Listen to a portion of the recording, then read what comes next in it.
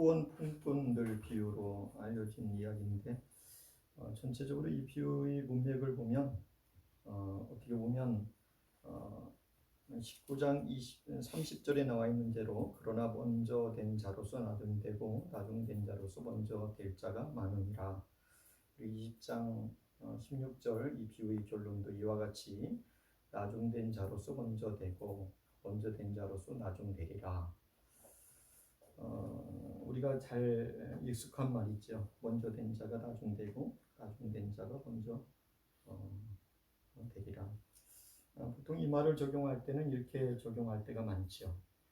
먼저 예수님 믿은 사람이 있었는데 그분이 전도를 했어요. 그래서 어떻게 이제 교회에 오게 됐는데 이분이 너무 은혜를 많이 받죠. 주일 성수도 잘하고 헌금도 잘하고 은혜를 사모하고 직분도 사모하고 이렇게 해서 이렇게 직분도 이렇게 교회에서 받고 또 심지어는 장로님까지 되고 싶다고 하나님의 은혜로 되고 싶다고. 사실 이 모든 직분은 하나님의 은사고 은혜지요. 그렇지만 그렇게 내가 전도했던 사람이 나는 집사인데 내가 전도했던 사람이 장로까지 되면 꼭 이 모양이죠. 이 모습이죠. 먼저 된 자가 나중 되고 나중 된 자가 먼저 된 이렇게 써놓는데 오늘 전체 내용은 이렇게 강조점은 먼저 된 자가 나중 될 수 있다는 경고로 오히려 강조하고 있어요. 그러니까 나중 된 자가 먼저 됐다는 이야기를 강조하고 싶은 게 아니고 먼저 된 자가 뭐 할 수 있다고요? 나중 될 수 있다는 것이 훨씬 더 강조점에 강점이 찍혀 있어요. 먼저 이 비유가 등장한 배경은 베드로의 질문 때문에 나타났습니다. 19장에 보면 부자 청년이 그 천국 들어가기가 참 힘들다. 그래서 예수님이 뭐라고 하냐면 낙타가 바늘기 들어가는 것보다 더 어렵다. 그러니까 불가능하다 이거죠. 부자는 불가능하다. 아마 이 말도 충격이었어요. 그 충격. 왜냐하면 그 당시에는 바리새인도 돈을 좋아했거든요. 일반적으로 축복의 증거가 뭐냐면 부였어요. 부. 저렇게 부자 된 것 봐라. 축복 많이 받았다. 누구 은혜 많이 받았다? 하나님의 은혜를 많이 받았다. 라고. 물론 부자가 된 건 하나님의 은혜지요. 그러나 그건 일반 은총이지 특별 은총이라고 할 수는 없습니다. 일반 은총이라고 하는 것은 믿는 자든 믿지 않는 사람이든 다 줄 수 있다는 뜻이에요. 특별 은총은 신자에게만 주는 거예요. 만약 이걸 부를 특별 은총이다라고 하면 부자가 안 된 사람은 상당히 어렵지요. 물론 성경에는 구약에는 그런 율법 아래에서의 그런 개념이 많이 있죠. 말씀을 잘 믿고 순종하면 부자 된다고 했어요, 안 했어요? 부자 된다고 했죠. 잠언도 그렇고. 그러나 그 법이 다 맞는 건 아니죠. 우리 강도사님이 욥기서를 몇 번 했는데 대표적인 게 욥기서죠. 욥기서는 반지혜서죠. 지금까지 갖고 있었던 그 개념을 갖고 그 원칙으로 들이대면 욥기서는 안 되죠. 그리고 또 몇 군데에서 계속해서 의인이 당하는 고통 이건 맞지가 않는 거죠. 그래서 그러나 일반 은총이라는 하는 것은 불신자 중에도 얼마든지 부자가 있을 수 있다는 거예요, 없다는 거예요? 있다는 거예요. 하나님은 불신자의 주권자이기도 하고 신자의 주인이기도 합니다. 예수 안 믿어도 부자 얼마든지 나올 수 있습니다. 얼마든지. 그러나 이 당시만 해도 이 당시 갖고 있었던 종교 지도자들 가운데는 이 부자를 상당히 하나님이 축복이라고 받아들였고 또 이 사상은 제자들에게도 영향을 끼쳤고 또 심지어 종말 사상 가운데 예수님이 메시아가 이 땅에 오면 제자들 안에도 어떤 마음이 있냐면 끝까지 예수님이 달리기 전까지 계속해서의 그 다툼이 있었어요. 야, 드디어 메시아가 이제 이 세상 메시아 왕국이 눈에 보이는 세상 왕국이 도래할 것이다. 그러면 어떻게 된다고요? 우리가 높은 자리. 예수님 우리가 제일 가까이 있으니까 우리가 제일 말 그대로 높은 자리. 그래서 야고보 어머니도 늘 주셨죠. 치맛바람으로. 주님 내 자식들을 좀 자위정령이 좀 만들어주세요. 이게 사실은 제자들이 갖고 있는 마음이었어요. 가룟 유다도 마찬가지였죠. 끝까지 기대했는데 안 나타나니까 결국은 배신한 거죠. 그러니까 주님을 따르는 목적의 근거가 다른 거예요. 그냥 나는 내 생각을 내려놓고 주님이 가르침을 그대로 받아들이고 이해가 안 되면 묻고 또 바꿀 마음이 기꺼이 있었으면 됐을 텐데 가룟 유다는 끝까지 자기의 마지막 그걸 못 내려놨죠. 주님을 따라가면 잘 돼야 되는데 이거 예수님 십자가에 달려 죽는다라면 이거 망했구나. 이거 망했구나. 아마 그 안에 끝까지 따라갈 것이냐, 돈 몇 푼 받고 팔 것이냐, 아마 갈등했을 거예요. 결국은 가룟 유다는 몇 푼이라도 돈 받는 편을 결국은 택고 나중에는 후회했죠. 그러나 끝까지 내가 다 이해는 못해도 끝까지 따라가 보자. 그랬으면 얼마나 좋았겠어요. 그 안에 주님을 마음속 깊이 모시지를 못하는 한계가 있었던 거죠. 오늘 그래서 베드로도 질문을 던진 거예요. 예수님, 우리는 처자식 다 뒤로 내려놓고 주님 따랐는데 보상이 뭡니까? 다른 말로 하면 오늘 목사의 보상이 뭡니까 하나님? 교회에서 장로의 자리가 헌신의 자리죠. 장로의 보상이 뭡니까? 집사의 보상이 뭡니까? 혹은 내가 이렇게 오랫동안 신앙생활했는데 보상이 뭡니까? 이게 베드로의 질문이었어요. 이 질문에 여러분도 마음속에 대답할 필요가 있어요. 오늘 설교가 이해되기 위해서. 나는 예수님 오랫동안 이렇게 믿고 있는데 보상을 뭘 바라고 지금 믿음 생활하고 있을까? 혹은 이 직분을 그래도 받아들이고 이렇게 순종하고 있을까? 그 순종의 보상이 뭘까? 만약에 우리들도 베드로처럼 혹은 이 당시 제자들처럼 물질적인 걸로 받아들이면 상당히 곡해할 수가 있어요. 그러나 여기 보면 예수님이 이렇게 얘기했어요. 보상 이야기를 28절 19장 28절 보면 예수께서 이르시되 내가 진실로 너에게 이르노니 세상이 새롭게 되어 인자가 자기 영광의 보좌에 앉았을 때에 나를 따르는 너희도 12 보좌에 앉아 이스라엘 12 지파를 심판하리라. 아마 이것도 물질적으로 세속적으로 이걸 받아들였던 것 같아요. 그래서 나중에 메시아가 드디어 드러나면 당장 20장에서 보면 뭘 요구했어요? 높은 자리를 원했던 것 같아요. 29절 또 내 이름을 위하여 집이나 형제나 자매나 부모나 자식이나 전토를 벌인 자마다 여러 배를 받고 또 영생을 상속하리라. 오늘 이 부분을 설교하려고 하니까 한 것이 아니니까 그냥 넘어갈게요. 중요한 건 뭐예요? 열심히 우리가 예수님 믿고 따랐는데 그 보상이 뭡니까?에 대한 대답이 예수님은 뭐냐면 여러 배 받고 너희들이 무엇을 다 내려놨느냐? 무엇보다 나를 더 좋아했느냐? 여러 배 보상을 받을 것이다. 또 영생을 상속하리라. 그러니까 여러 배를 물질로 이해할 수 있는 가능성의 농도가 아주 깊었어요.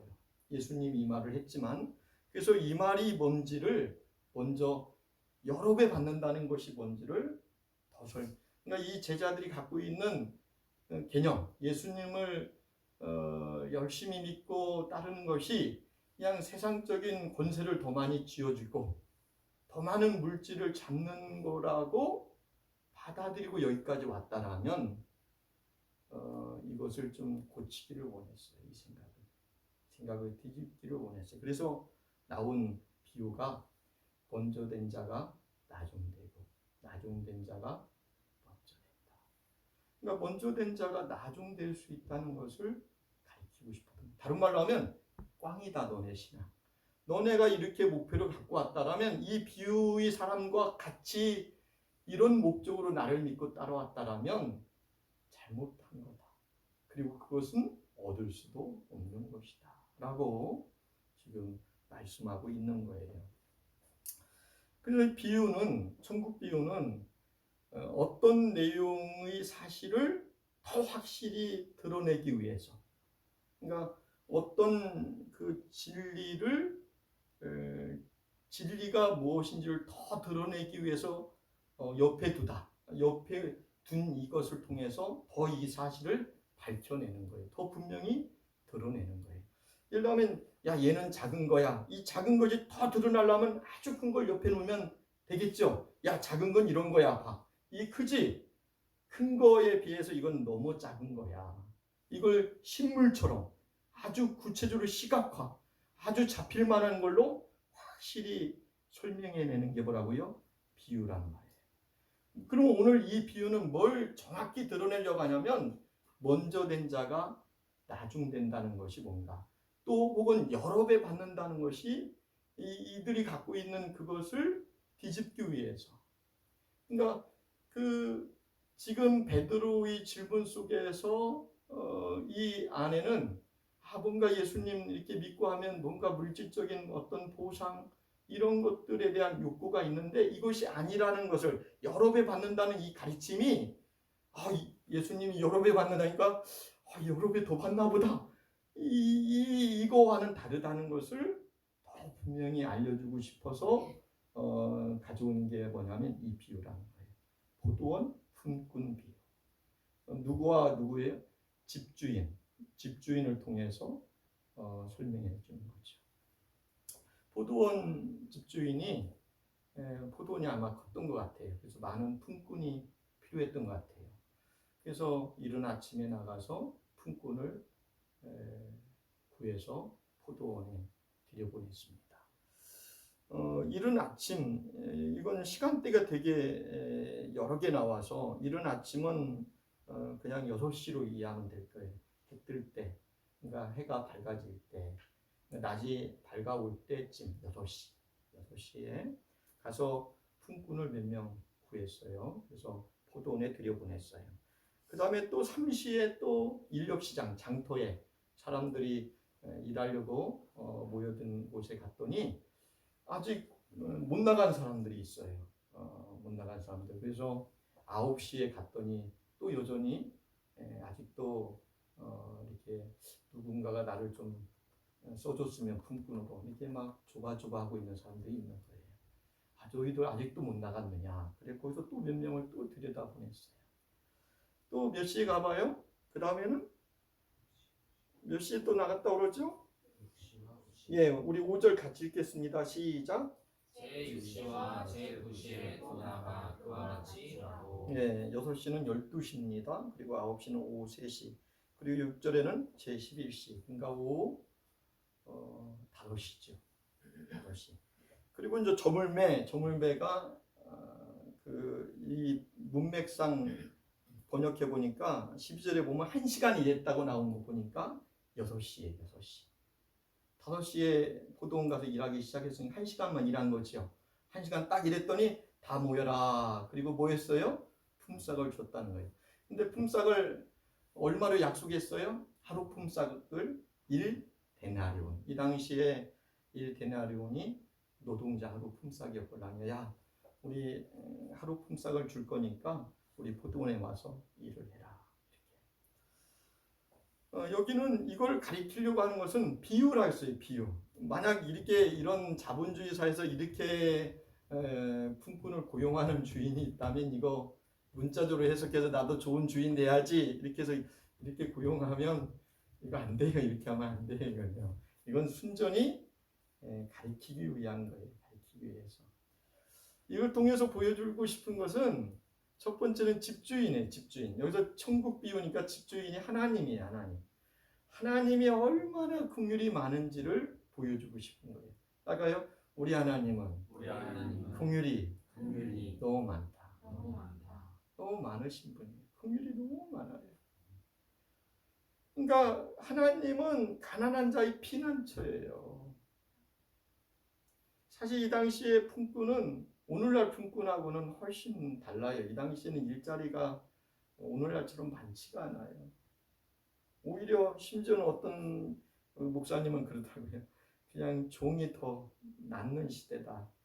그래서 종은 때 되면 밥을 주잖아요. 때 되면. 제가 어디 나라 갔는데 그냥 그 가이드가 그런 말을 하더라고요.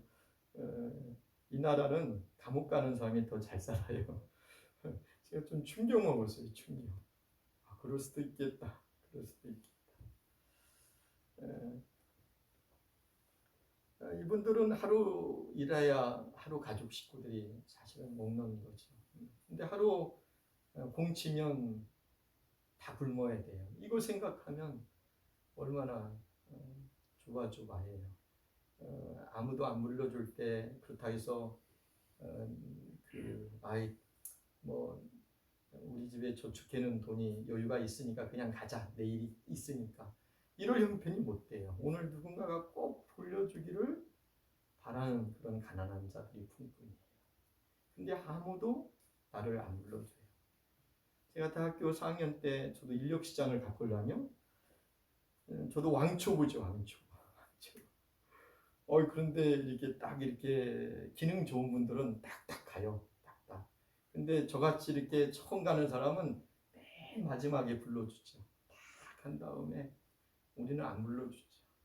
그 심정이 있어요.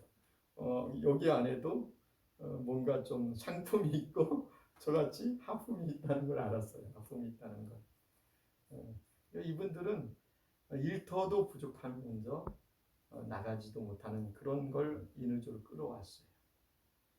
근데 포도원 주인은 못 나간 사람들을 또 보내고 또 일꾼으로 또 이렇게 써주고. 이게 사실 핵심은 아니에요. 이게 핵심은 아니에요. 이렇게 한 이유는 먼저 된 자가 나중 될 수 있다는 것을 가르치고 싶은 거예요.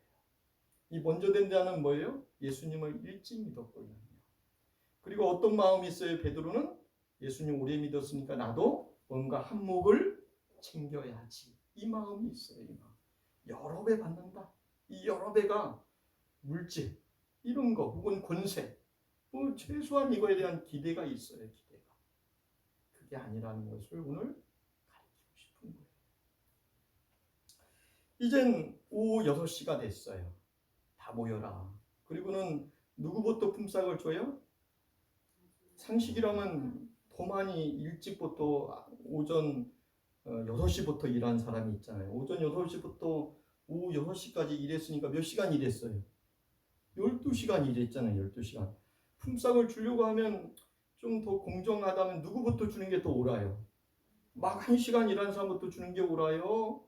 아니면 먼저 온 사람부터 주는 게 옳아요? 근데 오늘 성경은 늦게 온 사람, 나중 온 사람부터, 그러니까 1시간 일한 사람부터, 나중 온 사람부터 와라. 그리고 딱 줘요. 얼마를 줬어요?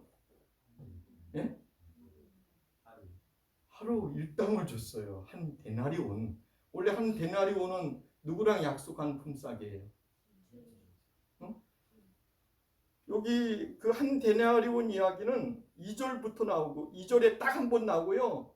그리고 나머지 3시 그 다음에 3시니까 9시 6시니까 12시 이 사람들에게는 야 너희들에게 상당한 것만 주겠다. 그러니까 이건 한 데나리온 아닐 수도 있어요. 어떻게 보면요. 상당히 주겠다. 그죠?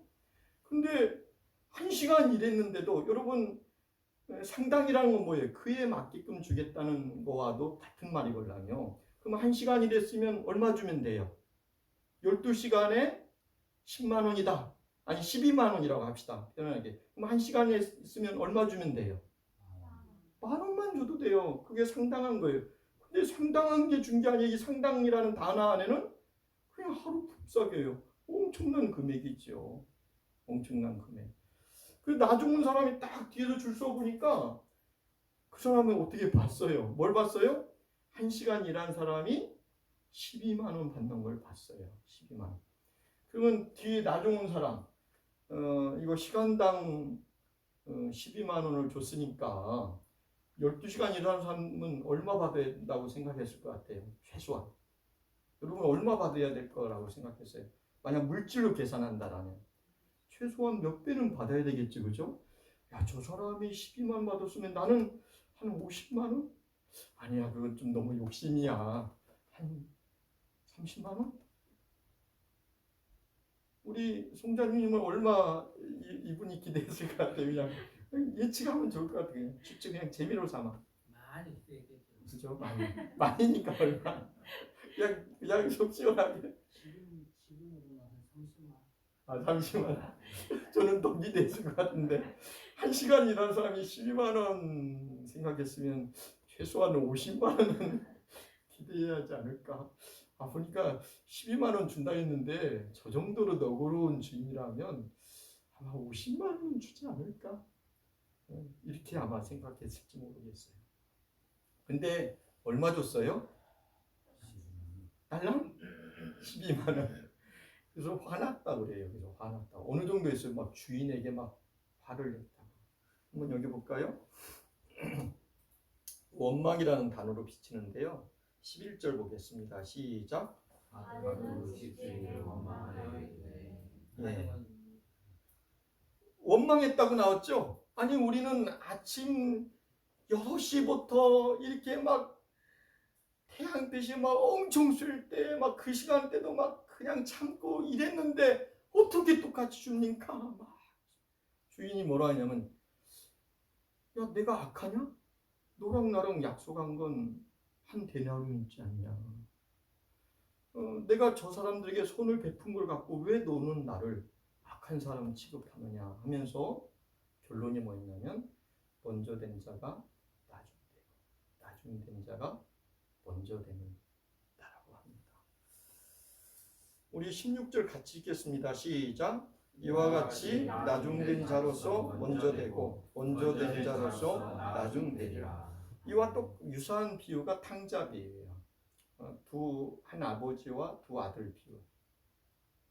최갑준 교수님은 그렇게 제목을 붙이는 게 타당하다고 했는데 아무튼 우리로 익숙한 탕자 비유. 먼저 둘째 그 막내가 아무튼 못된 놈이죠. 못된 놈. 아버지가 살아계신데도 거의 뭐 땡 써서 아버지 거의 뭐 졸라매서 억지로 유산 받았는데 아버지 죽지도 않는데 유산을 다 처분을 하고 이제 아버지 나는 독립 원나라. 원나라는 뭐냐면 아버지 영향이 전혀 없는데 내 마음대로 살래요. 근데 내 마음대로 살 이유가 뭐였어요? 탕진한 거죠. 허비하고 유흥비로 쓰고 결국은 다 허비했죠. 그 귀한 유산을 다 까먹었어요. 너무 그걸로 끝난 게 아니죠. 이제 굶어 죽게 됐죠. 그래서 심지어는 품꾼으로 팔려가죠. 거기서 제대로 못 먹죠. 제대로 못 먹죠. 그때 누가 생각났어요? 좋으신 아버지가. 근데 아버지라고 부를 수 없어요. 너무 큰 죄인이라 더 이상 이제 나는 아버지로 그냥 좋은 분이니까 그분 품꾼으로라도 있으면 참 좋겠다는 마음으로 고향으로 간 거예요. 근데 아버지가 어떻게 해요? 종의 신분에서 완전히 주인의 신분으로 다 바꿔주죠. 신발도 신기고 신발 못 신는 건 종이 됐다는 종. 다 주인으로 이렇게 회복시켜주고 잔치 벌려주고 다 모여라. 얘는 더 이상 종이 아니다. 주인과 내 아들이다. 주인과 같은 존재다라는 것을 공표해 주죠. 근데 문제는 맏아들이 이걸 불평하죠. 아니 나는 이렇게 아버지 잘 모시고 열심히 살았는데 나를 위해서는 잔치 하나 안 빼줬잖아요. 이게 뭐예요? 그래서 막 원망하고 나는 저 잔치에 들어갈 수 없다라고 막 항변하지. 아버지가 설득하죠. 야, 쟤는 죽었다가 살아왔지 않냐. 죽었다가 살아난 아이 왔는데 내가 품어야지. 너는 내 후계자 아니냐, 후계자. 기준이 다른 거예요, 기준. 지금 이 품꾼으로 한 명 한 명 들은 것은 은혜의 기준으로 들은 거예요. 능력이나 저 사람이 정말 능력이 많아서 드려본 게 아니라 순전히 누구의 은혜의 기준이에요? 아버지 하나님이 긍휼히 여기는 그 은혜의 근거에서 들어온 거예요. 그 주인은 능력이나 효율성이나 가치를 따지지 않았어요. 야, 저 불쌍한 사람 내가라도 안 거둬주면 안 된다는 심정으로 도와준 거예요. 은혜라는 기준으로 그 한 명 한 명을 데리고 들어온 거예요. 여러분, 구원이 그렇죠. 구원이 뭐지요? 자격 없는 자, 원수된 자, 연약한 자, 마땅히 죽어 당연한 자를 불쌍히 여겨주셔서 하나님이 십자가의 복음을 통해서 우리를 구원해 주신 줄 믿습니다. 그 기준으로 우리가 구원받은 거예요. 그게 포도원에 두른 거죠. 포도원에 두른 거예요. 포도원에 들어와서 신자는 어떤 태도를 갖고 일해야 되냐면, 지금 베드로처럼 야, 저 사람이 한 대나로니까 여러 배 더 받겠다는 이 여러 배가 단지 물질적이라면 꽝이라는 거예요. 꽝.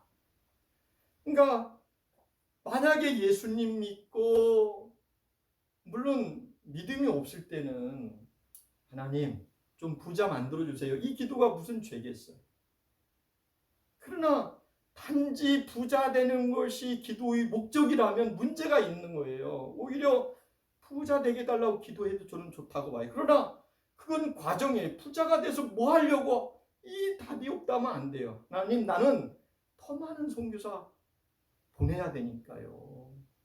우리는 더 많은 가난한 자 살려내야 되니까 부자 만들어주세요. 이건 저는 합당한 기도라고 봐요. 그러나 단순히 내가 이 땅에서 잘 먹고 남들을 위해 군림하고 더 떳떳해지려는 마음으로 그걸 기도하고 있다라면 이건 기복신앙이라 이거예요. 기복신앙. 그 기복신앙이 제자들 안에도 있고, 우리 한국교회도 어떻게 보면 이게 제일 급한 거죠. 전도. 그러니까 우리들도 제일 확인해야 되는 게 뭐냐면 구원의 확신이 있느냐 없느냐. 이게 제일 큰 문제죠. 그러나 그건 출발점이지, 주님이 구원을 이룬 것은 영적 출생이지, 성장의 과정이 요구되고 있는 거죠. 어디까지 요구받고 있는 거예요? 예수님과 함께 일하는 자리까지, 예수님을 빼닮는 자리까지. 너희가 세상의 빛, 원래 빛은 예수님인데 네가 이젠 나는 너에게 모든 걸 다 위임한다. 네 모습이 내 모습이다. 이렇게까지 우리에게 다 위임하고 그렇게 만들어내기로 작정을 하신 분이 우리 하나님이신 줄 믿습니다. 이게 얼마나 하나님이 큰 열심이고 근본인지 알 수가 없어요. 여러분, 우리가 예수님 믿는 목적이 만약에 부자 되는 거라면 이건 불신자들이 믿는 것과 똑같은 신으로 하나님을 취급하는 거예요. 여러분, 불신자들도 우리 화양동에 있는 느티나무를 붙들고 기도하든 태양의 신을 붙들고 기도하든 어떤 신을 붙들고 기도하든 다 빨리 병 낫게 해주세요. 만수무강 해주세요. 병원 가지 않고 아주 건강한 사람 만들어주세요. 이왕이면 기똥차게 부자 만들어주세요. 출세하게 만들어. 모든 사람의 소원이란 말이에요. 그건 믿는 사람이든 믿지 않는 사람이든 통일한 사람들이야. 근데 우리 하나님이 수준이 태양신 정도와 똑같은 신으로 취급받는다라면 그건 문제가 있는 거예요. 완전한 천국에 가봤더니 누가 더 부자냐, 이 싸움이 있다라고 하면 하나님 아버지가 너무 가난한 분인 줄 믿습니다. 너무 가난한 거예요. 우리 하나님이 그것 때문에 이 땅에 오신 게 아니고 그것 때문에 우리를 구원해 주신 게 아닌 줄 믿습니다. 구원은 하나님의 형상의 회복입니다. 나를 닮아야 된다. 우리의 모든 싸움은 예수님 닮는 싸움이에요. 우리들이 최고 마지막 펼쳐내야 될 열매는 예수님을 얼마나 닮아냈느냐, 이 싸움인 줄 믿습니다. 그리고 우리도 그렇게 해야 돼요. 그게 우리들이 문제예요. 목사가 얼마나 설교 잘하냐가 아니라, 얼마나 많은 성도를 목회하냐가 아니라, 저 목사님이 얼마나 예수를 닮아냈느냐, 이 싸움으로 우리가 그분을 평가하고 나가야지, 다른 걸로 평가하면 너무 힘든 거예요. 너무 힘들어요. 그걸로 하면 다 큰 교회로 가야죠. 다. 작은 교회로 가는 사람은 어리석은 사람인 거예요. 개척하러 가는 사람은 진짜 어리석은 사람인 거예요. 오히려 어떻게든 큰 교회 가서 목회해야죠. 어떻게든. 그게 기준이라는 거예요. 여러분, 어떻게 보면 우리가 예수 믿고 부자 되는 거라면 어떻게 보면 예배 들기리는 게 부자 빨리 되는 지름길이에요. 빨리 되는 지름길이에요. 안식일도 안 지키는 게 더 빨리 부자 됩니다. 어떻게 보면. 그러나 우리는 성경을 아무리 봐도 주님이 원하는 것은 나와 예수님, 하나님이 나를 부르셔요. 나와 동행하자. 야, 너는 나와 함께 살아야 돼. 그 내용이 뭐지요? 예수님의 인격, 삶, 자세, 그분이 갖고 있는 넉넉함이 뭔지를 담아내는 자리까지 주님이 우리를 이끌고 있는 줄 믿습니다. 여러분, 그런 면에서 모든 신약 성경이 교리를 가리킨 다음에 내용은 삶의 성품의 열매를 요구해요. 교리는 왜 예수를 믿어야 되는지, 신앙의 본질이 뭔지, 하나님이 어떤 분인지를 알려주고, 하나님이 어떻게 너를 부르셨는지를 알려줘요. 부름받은 자는 그러면 어떻게 살 것이냐의 내용은 다 의의 열매, 거룩의 열매, 주님이 성품의 열매를 추구해야 된다는 것이 본질적 가르침이고 내용인 줄 믿습니다. 우리 로마서 6장으로 가보겠습니다. 로마서 6장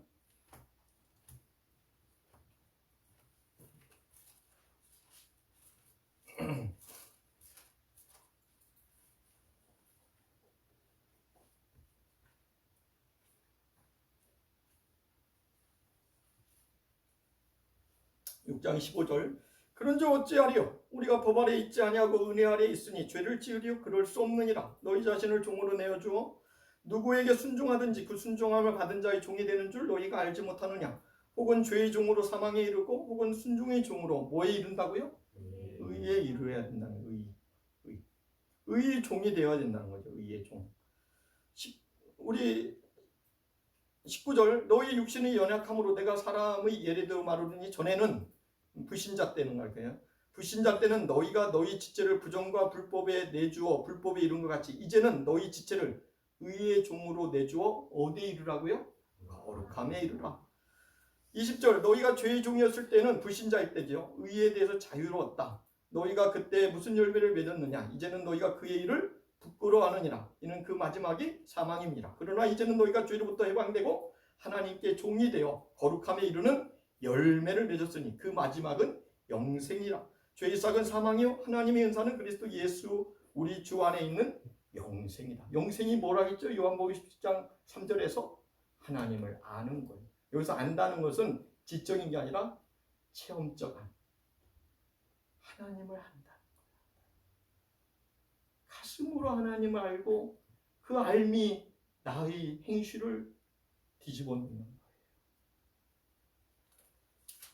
우리 베드로후서 1장 가보겠습니다. 베드로후서 1장. 이건 뭐 대부분인데 한 군데만 더 가서 확인하고 마무리하려고 합니다. 베드로후서 1장. 1장 3절. 구약성경 384쪽입니다. 그의 신기한 능력으로 생명과 경건에 속한 모든 것을 우리에게 주셨으니 이는 자기의 영광과 더불어서 우리 부르신 이를 알므로 말미암았습니다. 이로써 그 보배롭고 지극히 큰 약속을 우리에게 주사 이 약속으로 말미암아 너희가 정욕 때문에 세상에 썩어질 것을 피하여 신성한 성품에 참여하는 자가 되게 하려 하셨느니라. 그러므로 너희가 더욱 힘써 너희 믿음의 덕을, 덕의 지식을, 지식의 절제를, 절제의 인내를, 인내의 경건을, 경건의 형제의 우애를, 형제의 우애의 사랑을 더하라. 아멘. 이게 의의 열매예요. 의의 열매. 의의 열매가 하나님이 옳은 열매가 맺혀야 돼요. 하나님이 옳은 열매, 말씀에 합당한 열매가 맺혀져야 되는데 그건 성품의 열매예요. 어떤 성품이 생겨야 되냐? 너희들이 이 구원받았으면 너희 안에 이제 예수의 생명의 씨가 들어가 있다. 이 씨가 이제 잘 자라가는데 이 씨는 예수의 성품의 씨예요. 이게 속사람인 줄 믿습니다. 이게 자라가도록 위의 것을 너희들도 추구해야 된다. 그 내용이 뭐냐면 더욱 힘써 너희 믿음의 덕을, 덕의 지식을, 지식의 절제를, 절제의 인내, 인내의 경건을, 경건의 형제 우애를, 형제 우애 결국은 어디 열매까지요? 사랑의 열매. 여기서 말하는 사랑이 뭐예요? 하나님 사랑과 이웃 사랑, 이타적인 사랑이에요.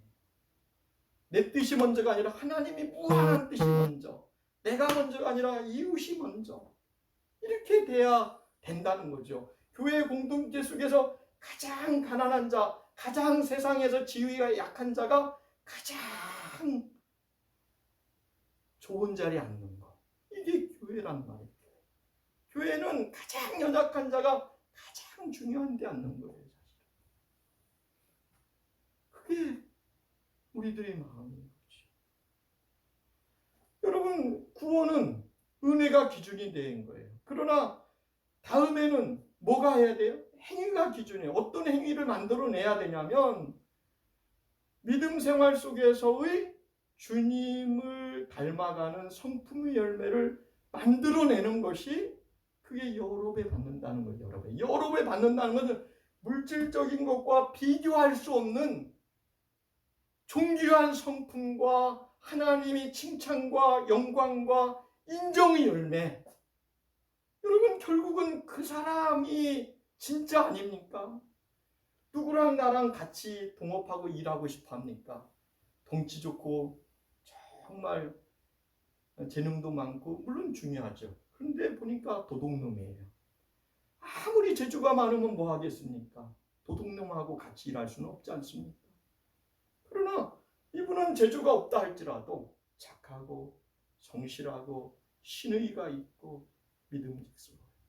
저는 그런 사람이라면 조금 부족해도 일하고 싶어요. 그게 좋을 것 같아요. 그건 주님의 나라가 원하는 바예요. 하나님이 기뻐하는 바예요. 주님이 오늘 원하는 바는 믿음을 출발시켰으면 오늘 먼저 와서 열심히 일하면서 했던 이 사람이 뭘 바라봤었냐면 물질이 아니라 내가 이렇게 일했으니까 나 고생 진짜 많이 했다가 아니라 도대체 저 주인은 뭘까? 나를 오늘 고용한 이 주인은 도대체 뭐지? 아니 아침 6시에 나를 불렀는데 아니 9시에도 또 부르다니. 아니 심지어는 오후 5시까지도 나가서 저런 사람을 불러서 일꾼을 써주다니. 아니 저렇게 내가 오늘 만난 이분은 정말 대단한 분이다. 이걸 감동하고 품금 한 달란트를 한 데나를 받았을 때 정말 사장님 나 감동 먹었어요. 짱이에요. 당신 짱이에요. 나 이거 사실 들 받아도 될 것 같아요. 당신같이 성품 이렇게 좋은 분 만난 것 자체가 나의 최고의 영광이고 복이라고 생각합니다. 이랬으면 얼마나 좋았겠어요. 우리들의 인간관계가 가장 어려운 건 뭐냐면 이해관계로 만나려고 하니까 그런 거예요. 내가 저 사람을 통해서 만날 때 뭘 더 도움받을 수 있을까? 다 상고랬죠. 주님은 우리를 그렇게 부르고 싶지를 않은 거예요. 주님은 우리를 부를 때 아버지와 자식의 관계로 부른 줄 믿습니다. 자식에게 요구하는 건 한 천국, 부유한 분이 자식에게 요구하는 것은 성품입니다. 하나님의 형상을 요구하는 거예요. 그게 최고 기쁜 거예요, 사실은. 구원의 궁극적 목적은, 우리와 동행해서 만들어내고 싶은 주님의 목적은 예수님 자리로 만들어내고 싶은 거예요. 예수님 자리 하나하나가 만들어져서 영원한 천국에서 영원한 기쁨과 인격적인 교통과 감격 속에서 하나님의 하나님 되심을 인정하고 높여드리는 자리까지 우리를 끌어가고 싶은 것이 하나님의 무한한 열심입니다. 그걸 위해서 모든 것을 다 동원하고 있는 줄 믿습니다. 목사를 동원한 이유도, 장로를 동원한 이유도 다 보면 연약한 성도를 지켜주고 세우고 그들을 이끌어주고 돌보고 양캐내서 주님의 형상을 만들어내는 것이 하나님의 무한한 열심이에요. 제가 오늘 한 마지막 예화를 하나 찾으려다 못 찾았는데 시간이 없어서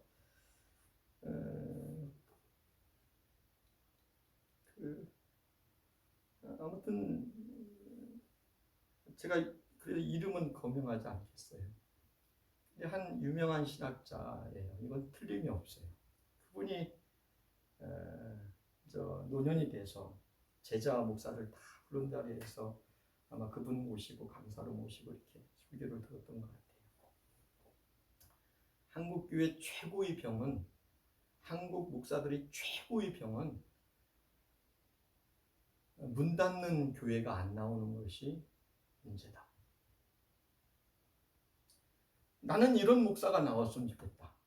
나는 정말 예수님처럼 목회하려고 했는데 내 교회 이름 내지 않고 내 명성 내지 않고 정말 말씀대로 진실되게 설교하고 당신들 정말 한 명 한 명을 예수의 사람으로 만드는 게 내 소원이다.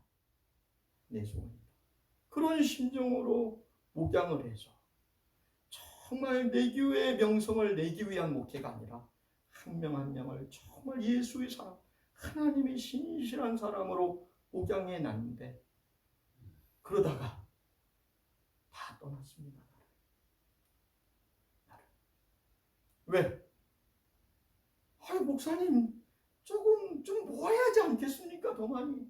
좀 우리도 뭔가 100명 모였으면 300명 모이고 1000명 모이는 교회 만들자고 기도하고 그런 교회 만듭시다. 이게 정상적인 거 아닙니까? 다 한국 교회는 그렇게 가고 있다는 거죠. 그게 문제라는 거예요. 한 교회쯤이라는 그 병을 깨야 된다는 거죠. 한 교회쯤이라는, 한 교회라도는 그 병을 깨야 됩니다.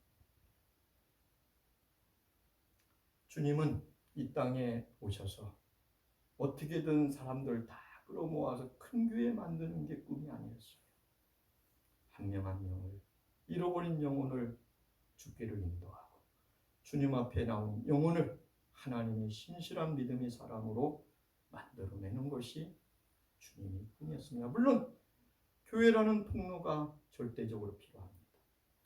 교회는 그 연약한 심령들을 잘 품고 세우도록 주님이 세운 기관이기 때문에 너무 귀합니다. 그러나 교회의 본질은 예수님의 본질을 담아내야 된다고 저는 확신합니다. 사랑하는 성도 여러분, 우리가 예수님을 이렇게 신실히 믿는 보상의 결과가 뭘까요? 물질에 있지 않았으면 좋겠습니다. 20세기 사상가 중에 제가 젊었을 때 제일 저한테 큰 끼친 책 중에 하나가 A From이라는 소유냐 존재냐는 책이었어요. 제가 충격 먹었어요. 좀 저한테는 어려운 책이었지만 그냥 이 책의 그냥 내용의 핵심은 저한테 충격이었어요. 충격. 당신은 소유형입니까? 존재형입니까? 대다수 사람들은 소유에 막 관심이 많다는 거예요. 그러나 특별한 사람들은, 개중에 몇 명은 존재형으로 만족하는 인간이 있다. 존재형. 나는 뭔가 많은 가진 것을 가져야, 이러면 돈이다 더 많이 가져야 되고, 명예다 더 많이 가져야 되고, 권력이다 더 많이 가져야 된다는 거예요. 사람들은. 당신 뭘 좋아합니까? 돈이요. 그러면 더 많이 가져야만 만족한다는 거예요. 소유형 존재가 있어요. 권력이면 권력. 근데 존재형이 있다는 존재, 자기의 자기됨, 나는 존재로 감사하고 봐요. 나의 내면을 키우는 거지요. 나의 어떤 그 철학, 삶의 근본 이유, 인간이 뭐냐? 이걸 묻고 답하는 걸로 내 인생을 채워가는 존재형이 있다는 거예요. 소크라테스라든가 뭐 아무튼 그런 사람들, 뭐 종교를 만들어냈던 사람들이든 공자든 뭔가 간디든 많은 소유가 아니라 그 안에 그 가치 있는 소유를 가진 걸로 존재함으로 의미를 찾는 것. 저는 그거라고 봐요.